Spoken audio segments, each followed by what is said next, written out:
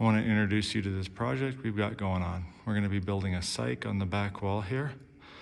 And that's a curved in the corners, curved coming up. So it's a seamless wall, 16 by 16 by 16 in the back. Floor is going to come out to about here. That is a lighting grid. We have another truss up there we're going to add a bunch more lights onto. We're just cleaning up the walls and the floor right now. We're going to begin cutting the carpet before too long. And then we're going to get into the build process. All right, so after we got all that slat wall off, there was a lot of damage to the drywall because for some crazy reason, someone decided it would be a great idea to glue that slat wall to the drywall. So as you can see here, I've been sanding with the Fez tool after scraping it all off, just getting a nice flat, clean surface to go off of. I haven't done it on that side, so I'm just gonna set up a time lapse to get that going so you guys can just watch that happen. And then as soon as that's done, fun part, we're gonna mix up some mud.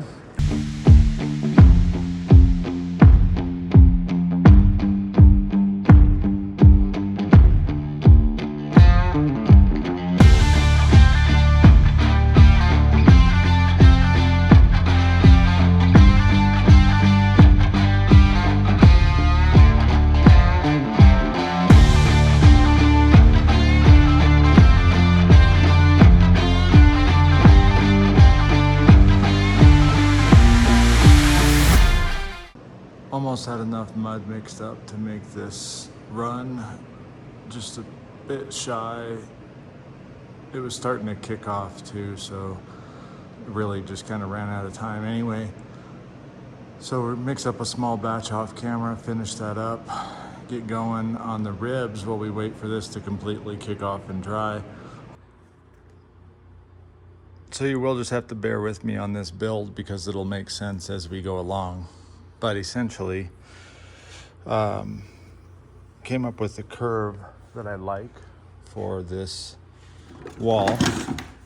And essentially what ends up being is a 36-inch strip of this. And just hold it in place like that. Get it exactly lined up where you want it. Trace the curve. And this ends up being really easy on the sheet goods, 23.5 split down the middle both ways. So I'll be able to get 2, 4, 6, 8, 10, 12, 16. I should be able to do that faster than dumb math, but 16 spars out, and I need a lot. So that's going to work out really well. Conserve wood rather than going the full 48 inches.